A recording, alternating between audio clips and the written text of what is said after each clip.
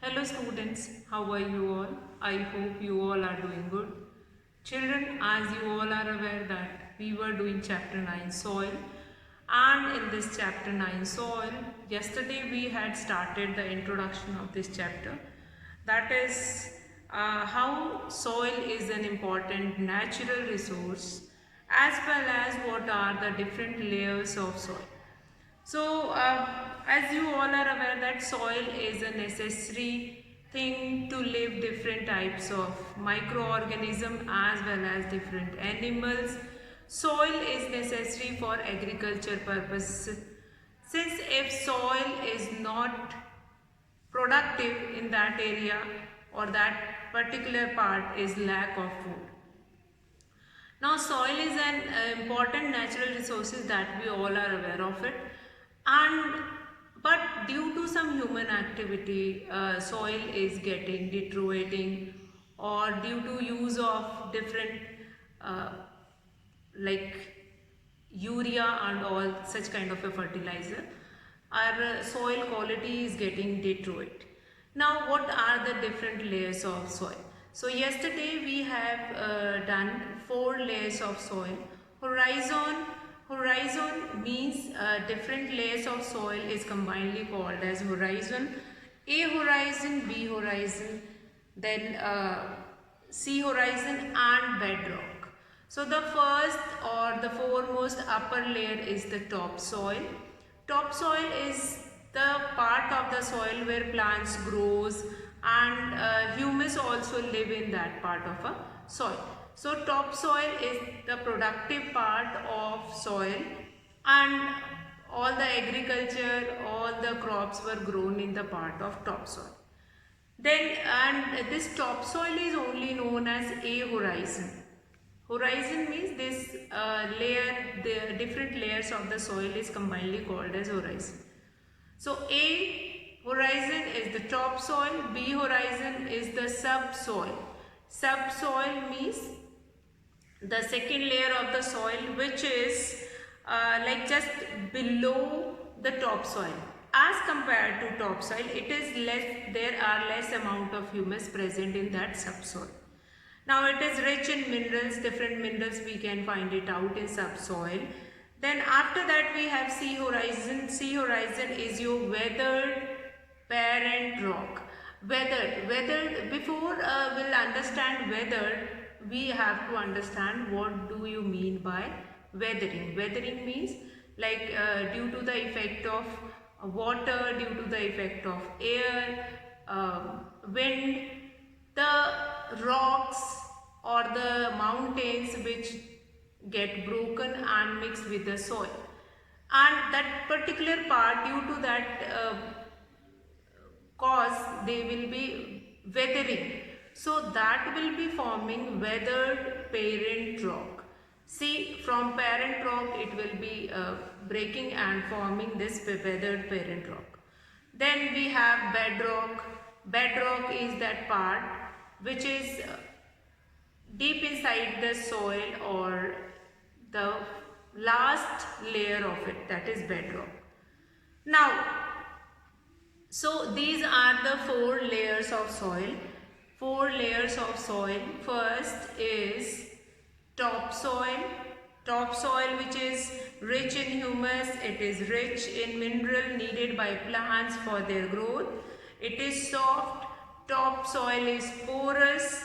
It is darker than other layer of soil. It can retain more water. Means whatever all things which is required by agriculture, by the farmer, that is containing by that topsoil. Then after that we have topsoil is also known as a horizon. These are the layers of soil which is very important. Along with the figure you are going to draw in your copy, and on the right side you are going to write it down: A horizon, B horizon. Those who have made interleaf copy, those who have made register, they are going to write it down, and just below that you are going to mention topsoil, subsoil, weathered parent rock which is sea horizon, and bedrock. Topsoil, the topmost layer, which is called as a horizon, lot of characteristics it has. It is soft, it contains amount of humus, maximum amount of humus, rich in humus. It contains all the minerals which are required by the plant for their growth. Then we have subsoil. Subsoil is the second part of the soil, second layer of the soil, which is less fertile as compared to topsoil. The humus contained is also less. It is rich in minerals which we can extract also. It is generally harder and more compact than topsoil. It does not retain water in it. It cannot hold water in it. It is lighter in color because of the presence of less amount of humus. Since in topsoil maximum amount of humus is present, and in the subsoil minimum amount of humus is present. Now sea horizon, this layer of soil lies just below the B horizon. Now it is made up of small lumps of rocks. Now these rocks have cracks in them formed due to weathering or bedrock. Weathering now breakdown of rocks into small particles by the action of water and wind is called weathering. The breakdown of rocks into small particles by the action of water and wind is called weathering. Now bedrock is what? Bedrock is a hard and solid rock. This rock produces soil over a long period of time. Now bedrock is a hard and solid rock. So that is deep inside the soil, which is hard and solid. Now 4 layers of soils: topsoil, subsoil, weathered parent rock and bedrock. Now weathered parent rock we will be getting after weathering. Weathering is what? The breakdown of rocks into small particles by the action of water and wind. Now next is what? Next is component of soil, which we are going to do it. We are going to start with it. Component or components of soil. Components of soil. So components of soil, what do you mean by this components of soil? Component means what does it contains? Like if we are using components, what are the components of this food? Like composition, if we are talking about. Component can also be said as composition. So when we are talking about component or composition of a particular thing, that how much it contains. Now components of soil. Soil is made up of different size rock particles. Now these different size rock particles influence the properties of soil. Depending on their size, the rock particles are divided into 4 groups. Now soil is made up of different size rock particles. Soil is made up of different size rock particles. These different size rock particles influence the properties of soil. Means now soil is made up of how much mineral it contains. According to that we can divide soil, or we can divide the composition of soil. Now soil is made up of different size rock particles. These different size rock particles influence the properties of soil. Depending on their size, the rock particles are divided into 4 groups. These 4 groups are as follows. Now clay consists of the clay soil. First of all, components of soil, like according to the rock particle we will divide it into certain types of soil. First soil is clay. Clay consists of smallest rock particles. These particles are packed tightly together, as a result of which very little air is present inside the clay.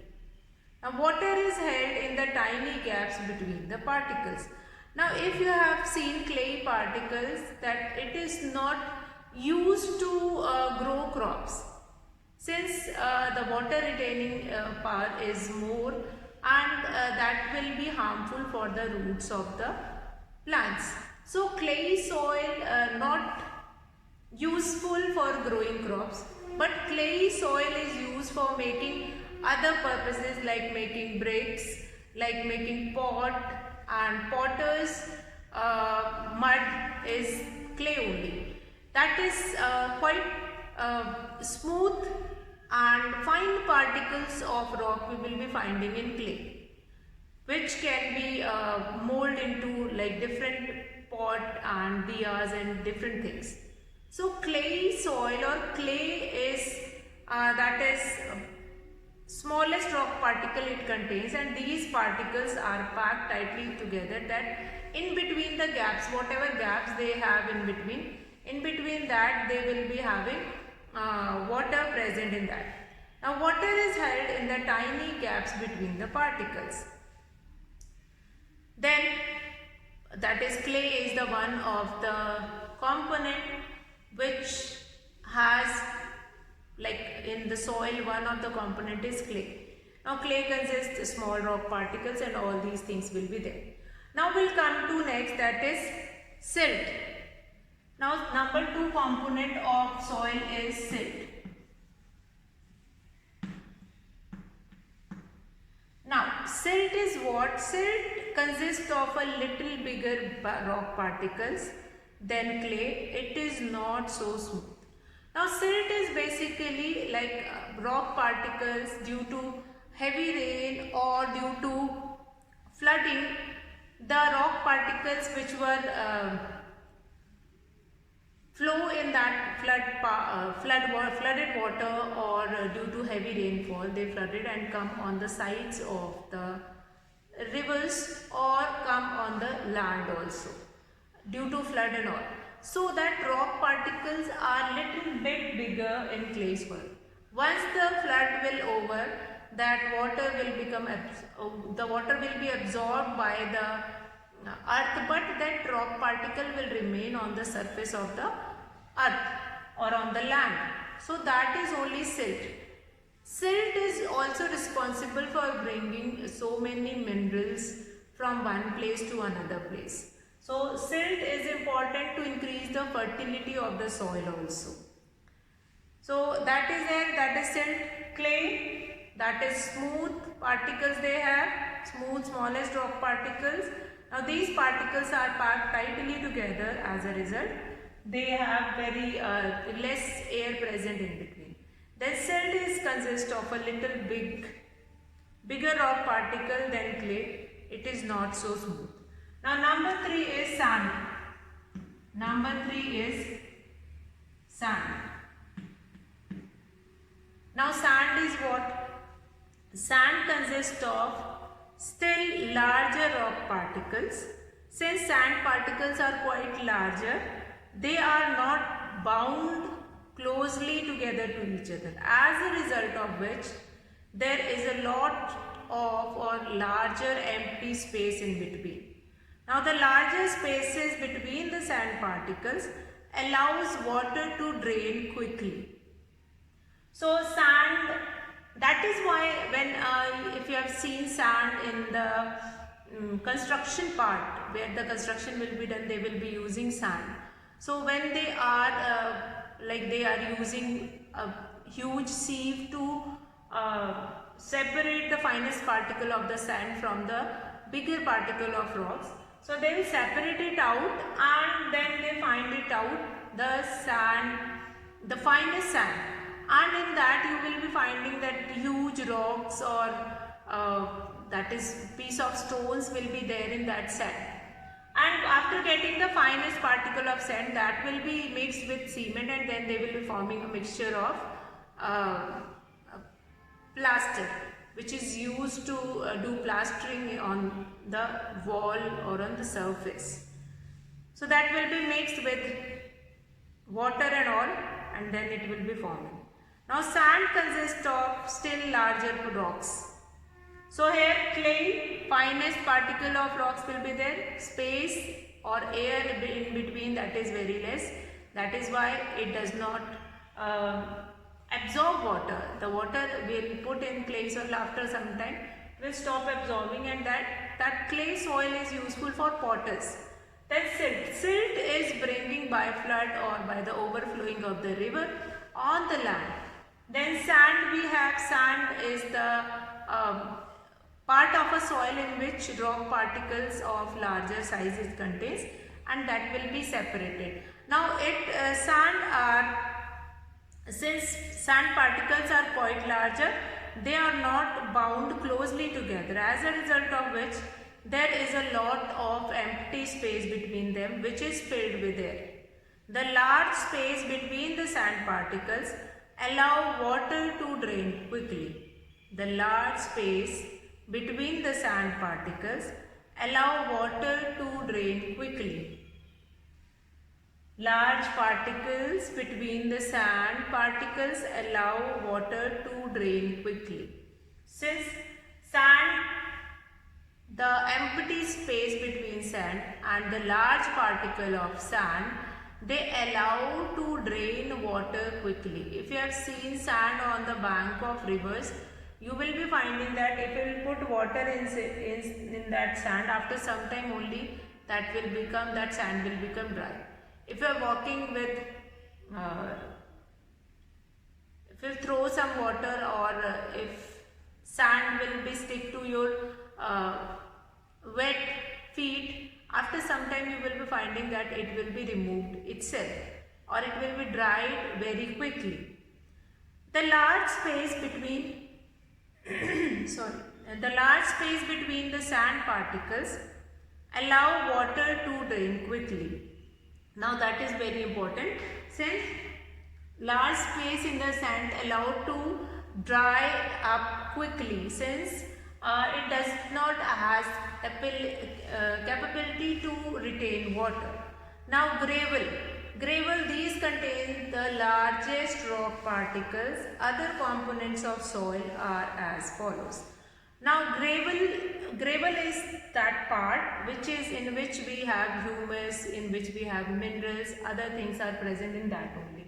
So after clay, silt and sand, we have gravel part of soil. Now gravel part, why this gravel part is very important? Gravel part, why this gravel part is very important? Since in gravel part, after this gravel part, we have humus, then we have other organic component. Now these contains the largest rock particles, which is present inside it. Now these contains the largest rock particles. Other component of soil are as follows. Now the first component is humus. The first component, that is humus. Humus, that is dead and decaying plants, which is very useful for the microorganism which is living inside. Like for earthworms are living in humus only, and they eating that dead and decaying leaves which are mixed with this, and then they are releasing their waste which is forming that humus. Now the organic matter like dead and decaying remains of plants and animal present in the soil. Now this part is very important, since that is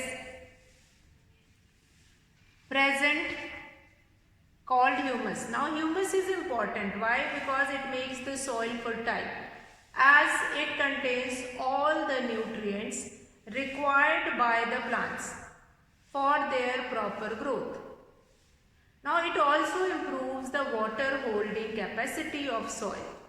Humus allows air to enter the pores of the soil.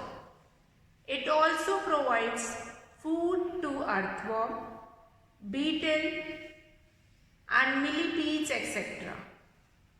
Now next is living organism. Living organism which is present in gravel. Living organism which is present in gravel. Living organisms which is present in gravel. So living organism, many bacteria, insects and worms which are living or live in the soil, bacteria and other microorganisms decompose the organic matter. Thus, they help in retaining or returning nutrients back in the soil. Then air. Air is again very important. The gaps between the soil in which air is present. Air, that is the gaps between the soil particles, are filled with air. Now soil organisms use air for respiration. Let us discuss all these things like fourth part, gravel, which is very important. Before that, gravel 1, 2, 3 is also very important. Like these are the different components of soil.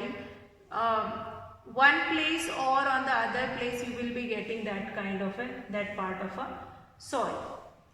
So the first is the clay soil. Clay is the composition or the component of soil.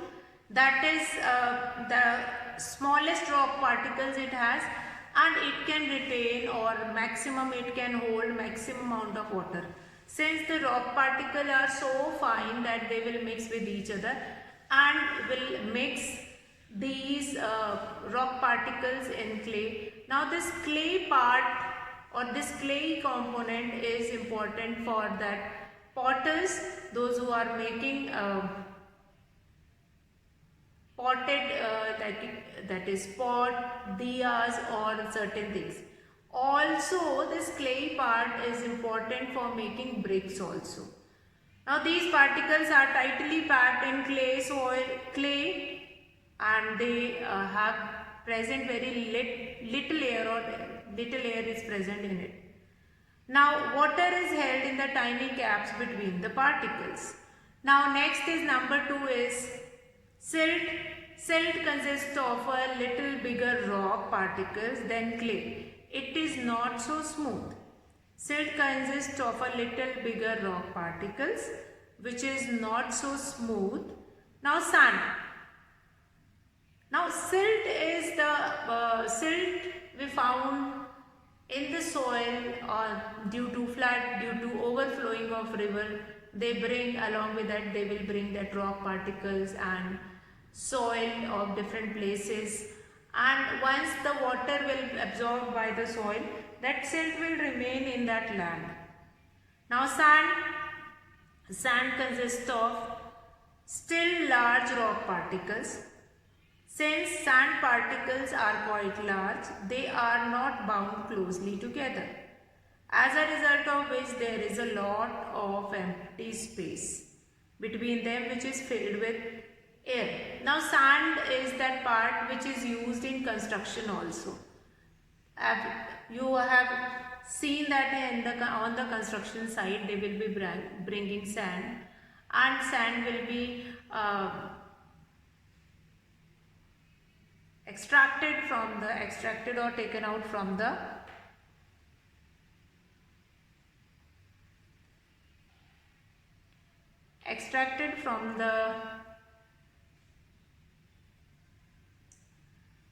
rock particles. Rock particle will be separated from it. Now sand consists of a still large rock particles. Since sand particles are quite large, they are not bound closely together, as a result of which there is a lot of empty space between them which is filled with air. Now gravel, these contain the largest rock particles. Other components of soil are as follows. Now humus, the organic matter like dead and decaying remains of.